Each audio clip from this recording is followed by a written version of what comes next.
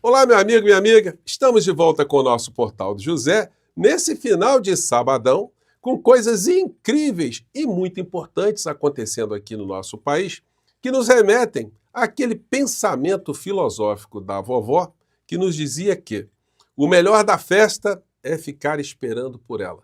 E esse pensamento nos dá a ideia de que na existência de algo feliz, algo bacana, algo positivo que irá acontecer no futuro, isso transforma o nosso presente, o nosso cotidiano, numa situação em dias muito melhores. É assim que a gente tem que esperar o grande acontecimento cívico que será aqui no nosso país, no dia que a figura do inelegível for para a cadeia. E hoje eu vou compartilhar aqui com vocês mais alguns movimentos de uma fila silenciosa que deu uma andada. E as notícias vêm de um setorista lá de Brasília que nos dá a ideia do que o senhor Paulo Gonet está preparando para o futuro do inelegível. Vou trazer aqui para vocês também algumas cenas do clã desesperado tentando escapar da cadeia, mas não vão conseguir não. Todas as estratégias são furadas e eles estão acreditando que lá nos Estados Unidos coisas importantes acontecerão para salvá-los aqui no nosso país. Mas isso também não acontecerá. No final do nosso encontro, vou trazer aqui para vocês um pensamento de uma criatura lá dos Estados Unidos, que está junto com Donald Trump, para a gente ficar pensando do que é capaz a natureza humana na produção de coisas inusitadas. Bom, antes de entrarmos nos temas, quero convidar você que está chegando agora ao nosso portal e ainda não é inscrito, para que, em primeiro lugar, você se inscreva aqui conosco e conheça também os nossos outros vídeos. Se você gostar, compartilhe, recomende, nunca se esqueça de dar aquele joinha muito precioso, o seu comentário. E se puder, venha também para o nosso clube de membros, você que é muito bem-vindo e muito bem-vinda. E conheça também o nosso novo canal de cortes aqui do nosso Portal do José. Vou deixar o link no primeiro comentário aqui do nosso papo de hoje, tá legal? Bom, vamos aos temas. Gente, notícia muito importante chegando nesse sabadão de Minas Gerais.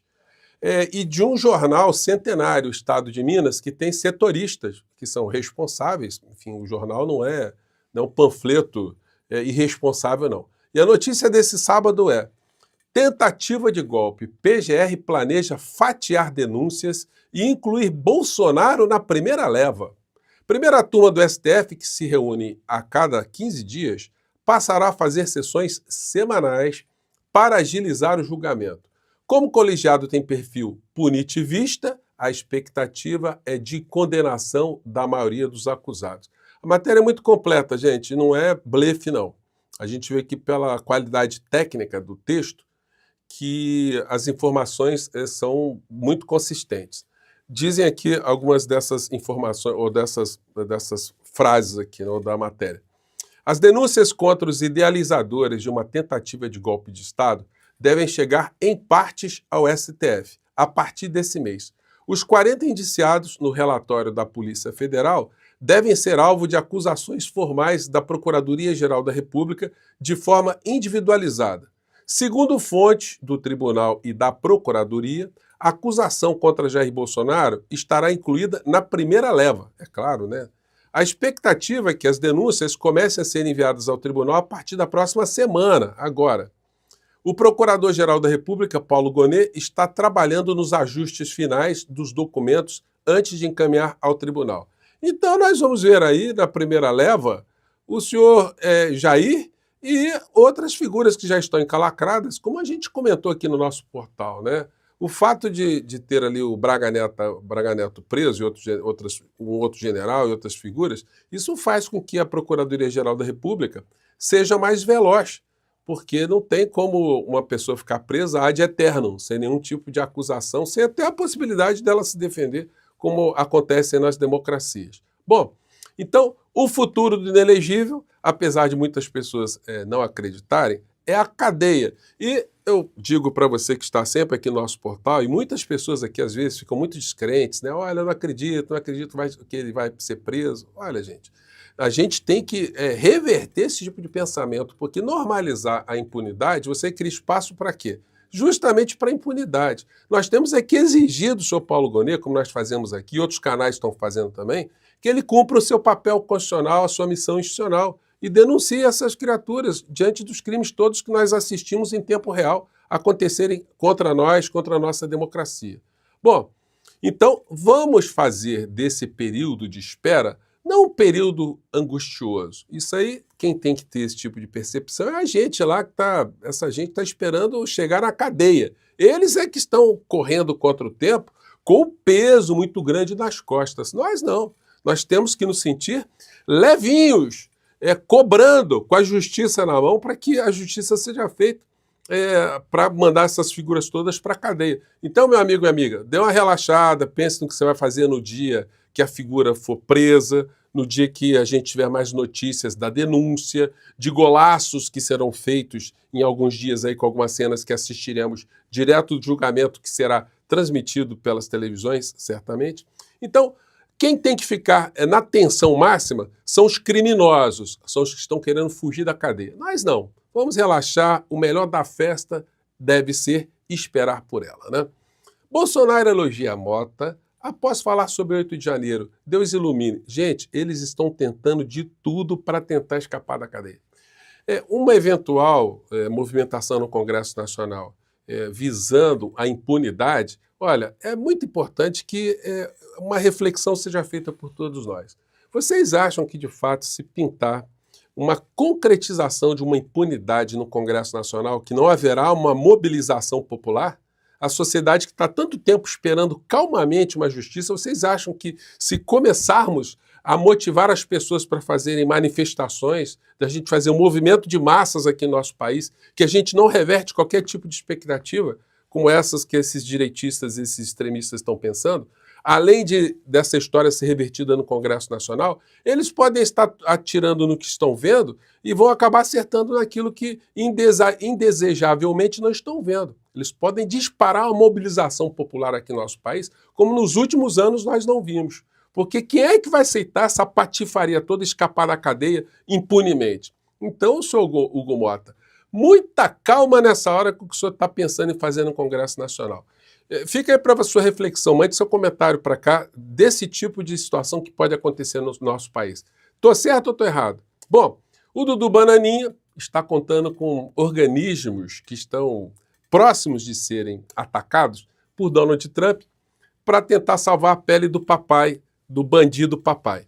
E aí ele publicou no seu vídeo hoje algumas posições, algumas estratégias que ele acha que irão resolver ou pelo menos minimizar a ida do papai para a cadeia. Vou compartilhar aqui alguns trechos com vocês, vamos comentar em cima. Vamos lá.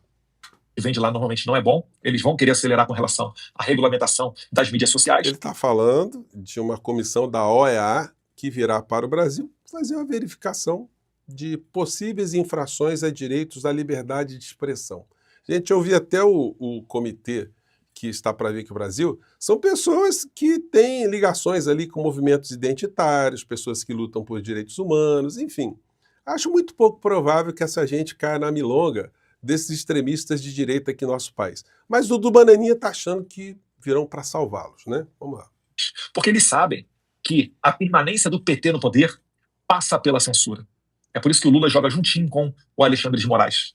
Sem liberdade de expressão, a gente não tem como expor que a gasolina está batendo R$7.